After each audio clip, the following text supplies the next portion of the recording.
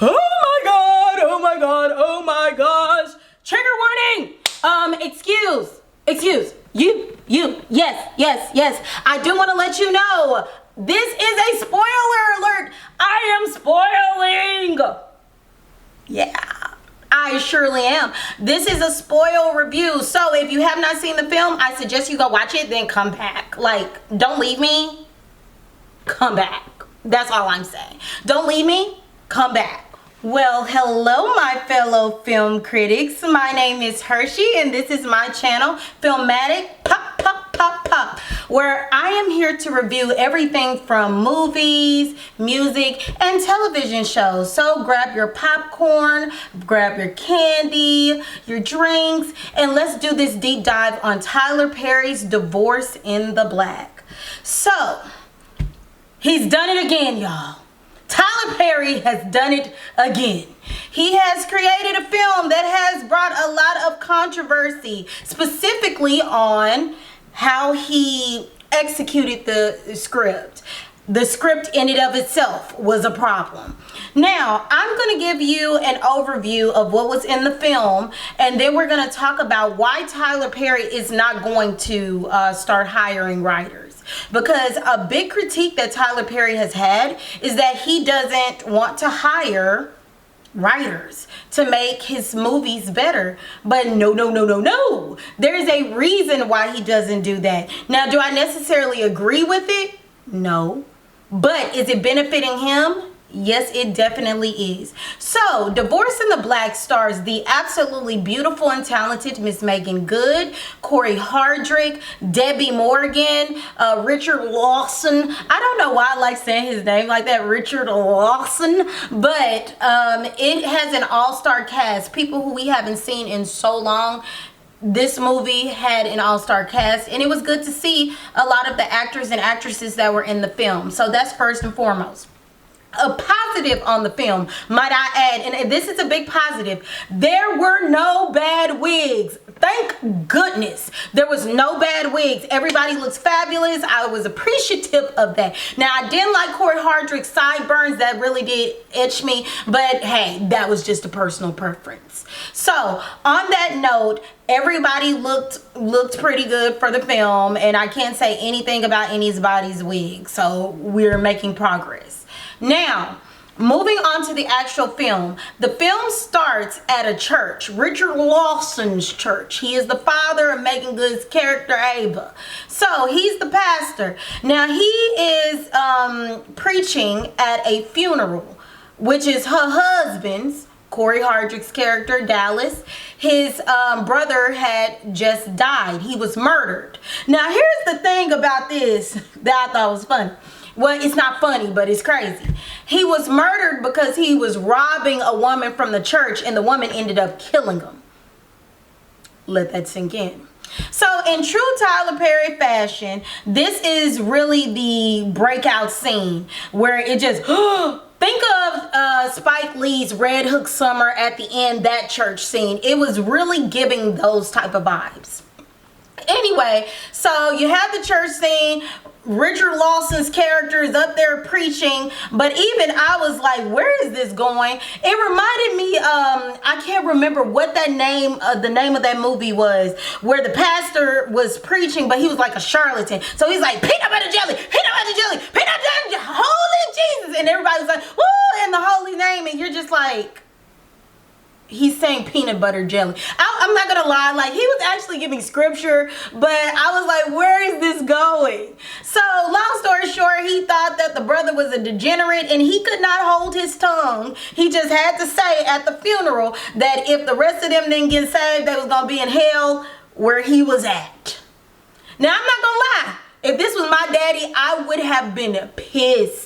Because though you may not like a person, that doesn't mean, especially at their funeral that you agreed to speak at, that's the appropriate time to air out your grievances. But what do I know? Okay, I was just thinking, hey, a little decorum would have went a long way.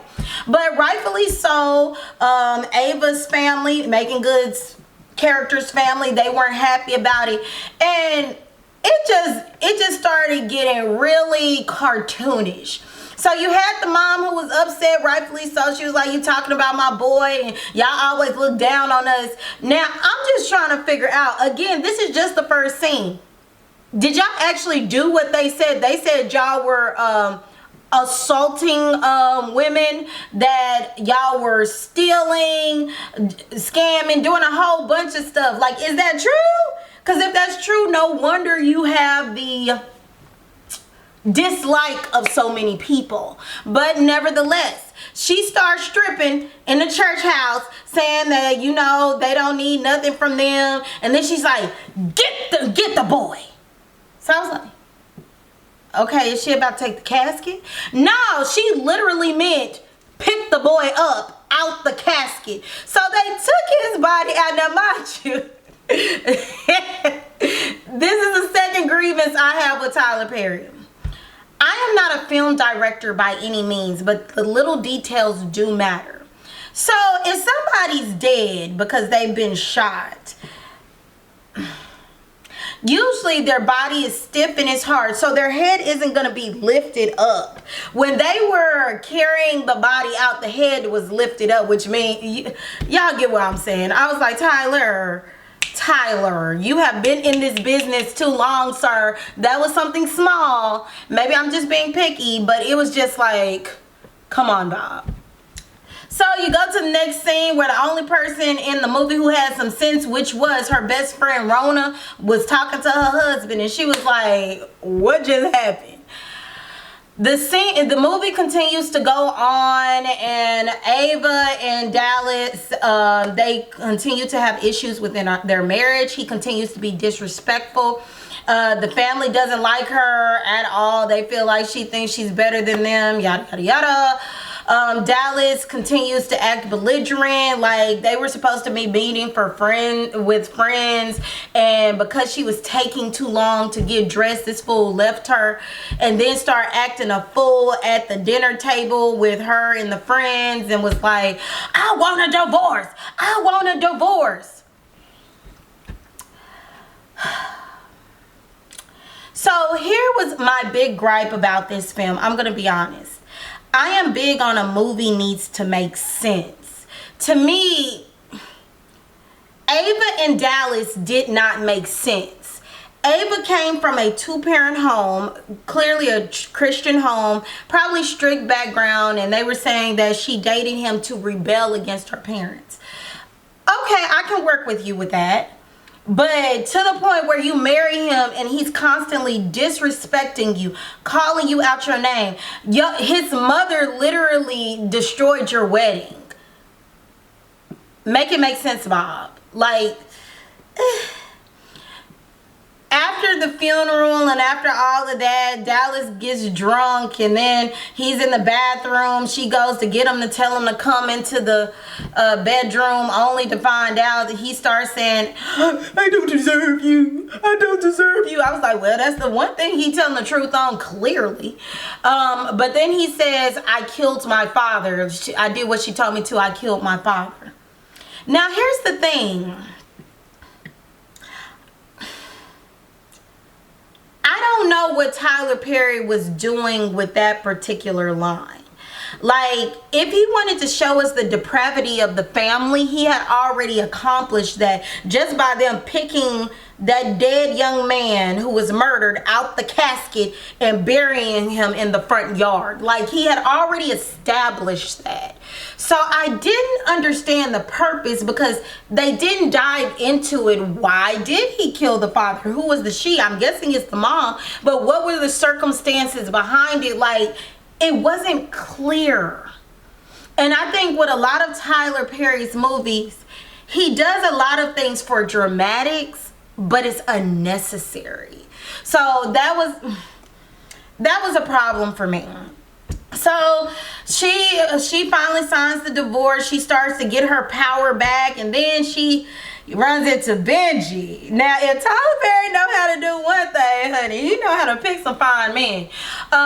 He runs into her old crush, if you will, Benji. And Benji also is divorced. He has a daughter. And, you know, he keeps trying to tell her, hey, you know, if you ever want to talk. And I was like, I'm sure you do. Hey, Benji. Anyway, see, if you want to talk, come on, and you know, we can hash that out, because I've been through a divorce. I know what you're going through, that type of situation. Nothing wrong. She, at the time, she wasn't really for it. She was like, this is new. I just got out of a relationship. I don't know if I want to go there, rightfully so. She ends up going to the fair, and her and Benji is in the back of his truck, right? And you know, she tried to kiss him, and he like kind of pushes back, and I was like, hold up. Okay, he pulled that Russell Wilson move. I'm here for it. Benji didn't kiss her on the lips. He kissed her on the forehead, which is, in my opinion, very intimate. I was like, okay, Benji, you got some game. I'm here for it. And he basically was like, look, I know you going through things, but you still, your mind is on him. And when it's me and you, I want it to be me and you. I said, Ava, look, let me get my thoughts under control. Anyway, so, you know, he ends up taking her back home, and, you know, her friend arranges a divorce party. So, you know, the friend gives her a gummy to relax her, and they go in, a party ensues, they got little male strippers, and, you know, they're having a good time. And Dallas shows up at the house. He asked for a divorce. He asked for the divorce, and he goes on a stalking spree. He just like, hold on, that reminds me of what was that song, Donnell Jones, Where I Wanna Be. I should have left my baby girl a message, said I won't be coming home, I'd rather be alone. And then he outside, like he done broke up with her, saying, you know, I want to explore and do whatever, but you outside of the cafe crying, and you where I want to be, but I don't want to be with you. You know, that type of foolishness. So he asked for the divorce, she gave him the divorce, and now he's stalking her. So that's pretty much the message throughout the movie, that he starts to stalk her. She ends up, you know, hooking up with Benji, and that was one of them scenes where I was like, whew, Ava, girl, you and Benji got them Wreck-It Ralph arms, honey. I said, good gosh, please pick all 5 foot of me up, dear Lord. I'm holy. Anyway, so her and Benji have a lovely night, only for her to come downstairs on her way to work, and she see Dallas inside the house. So Dallas says, I'm not leaving, goes upstairs, and then he sees that Benji is still laying down. He's sleeping good, because they just made hot monkey love. You know how the monkeys be making love. It was hot monkey love. So he's upset. They start fighting. Benji ends up putting him in a chokehold, go downstairs, and Ava's character is pissed. Like, she cussing him out while dragging him outside. Benji's like, what's going on? Because she acting crazy. But I can understand her frustrations, honestly. I can understand her frustration. So they put him in the truck, and she says, basically, leave me alone. Stay away from me. F you, mother, all that type of foolishness.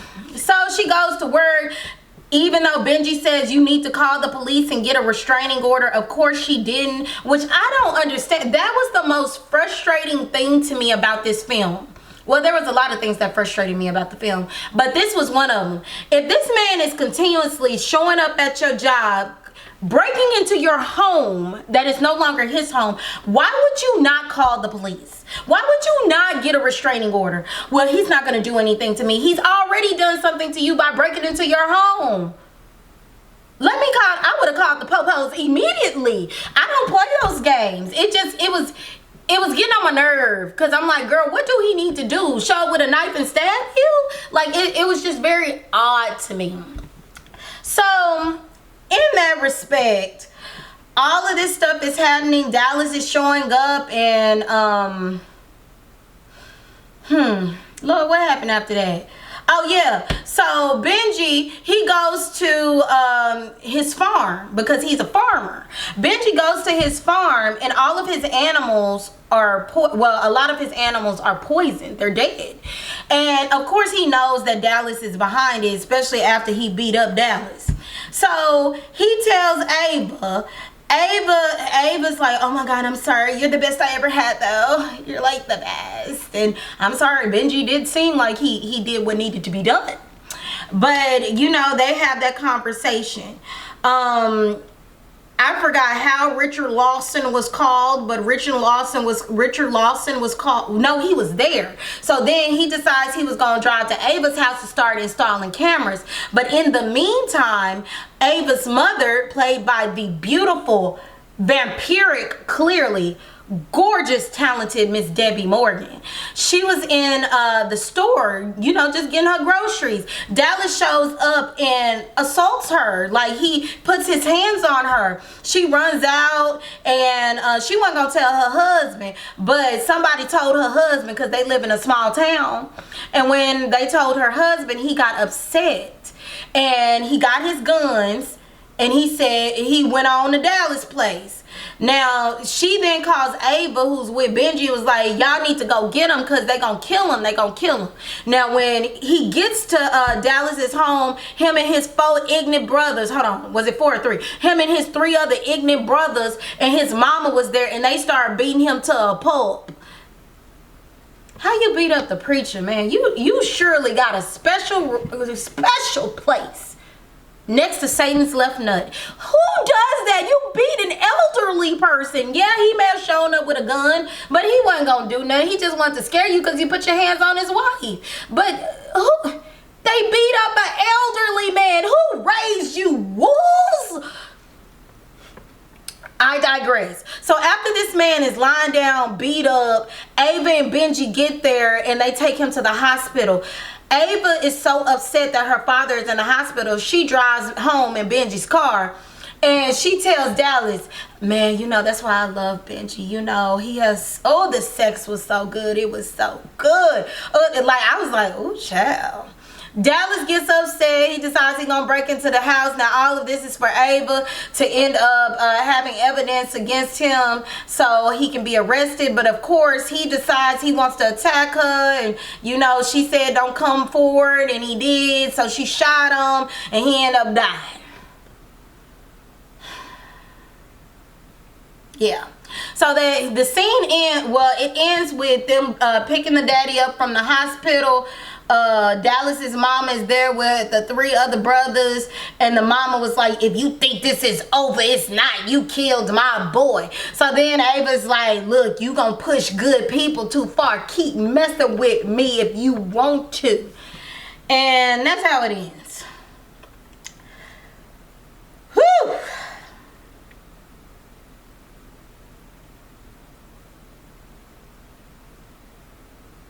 Yeah. All right, so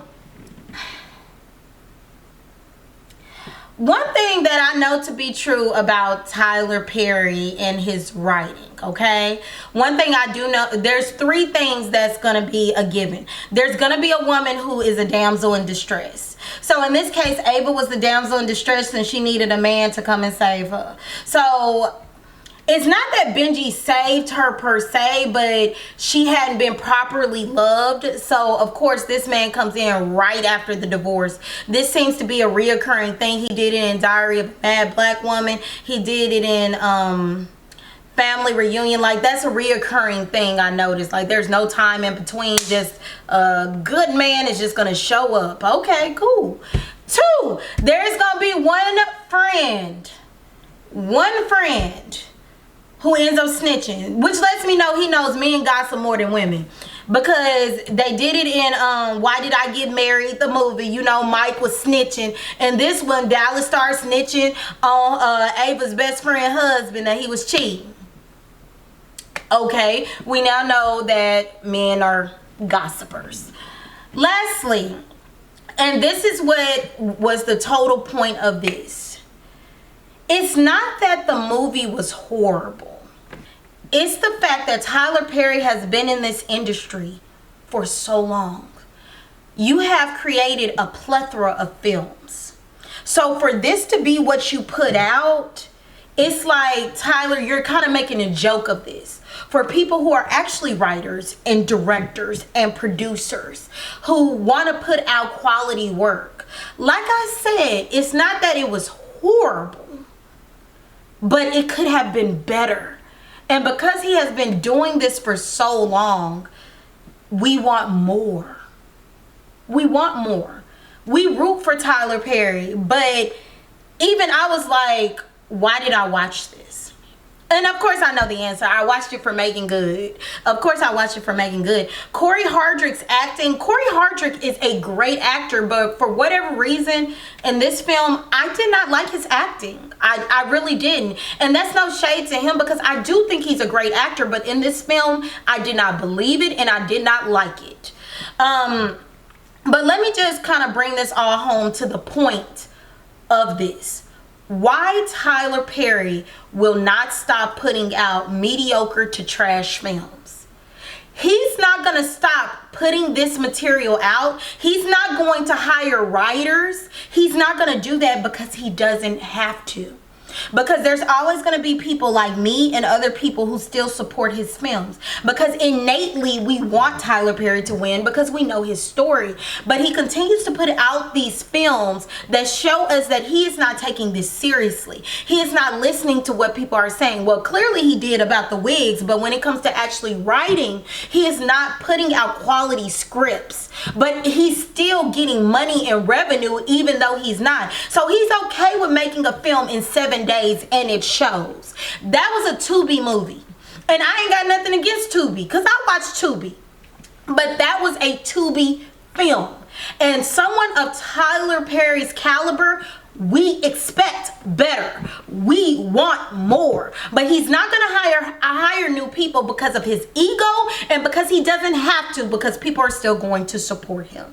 So if you do not want Tyler Perry to continue to put out trash to mediocre films, mediocre to trash films, stop supporting him. And he'll get the message. And I don't know what's going on because to me, I'm going to be honest. What is it? Diary of a Mad Black Woman? I actually like that movie. Family Reunion? I actually like that movie. The Family That Prays. That was actually one of his best scripts. I thought he did good. I don't like a lot of the messaging in his movies, but overall, those were decently done films. It's like his movies are getting worse and worse. And I will be reviewing A Fall from Grace, and I will not be nice with that film because that movie was horrible. But if I bring it back to The Divorce in Black, The Divorce in Black was a Tubi film that needed about 5 more rewrites. It's not that it was horrible, but it could have been better. Megan Good looked fabulous. Megan Good did great. Corey Hardrick, I didn't like his acting. I love to see Richard Lawson, and I absolutely appreciate it and love to see Miss Debbie Morgan. The young lady who played Rona and her husband, like all the actors and actresses for the most part did a great job. The only person who I did not like their acting is Corey Hardrick's and the lady who played the mom. I will put her name in the video with the picture because I do not know her name right now off the top of my head. So that was The Divorce in Black, and I am so sorry. I wish I could give a better rating, but to me, if I had to give a 1, 2, 3, 4, 5 rating, I'll give that movie a 2.5 star rating. And I'm being honest. I would give that movie a 2.5 star rating. Not because of the actors and actresses, but because of 3. So that is my review of Divorce in the Black by Tyler Perry. If you do want to check it out, it is on Prime. If you have Prime, you can see the film. Let me know what you think. Please put it in the comments below. Don't forget to like, share, and subscribe. And until next time, thank you for joining me with Film-A-Tic. Pop, pop, pop, pop, pop. I'm so excited about this. You guys have a great day, great night, wherever you're at, and many blessings to you. Peace.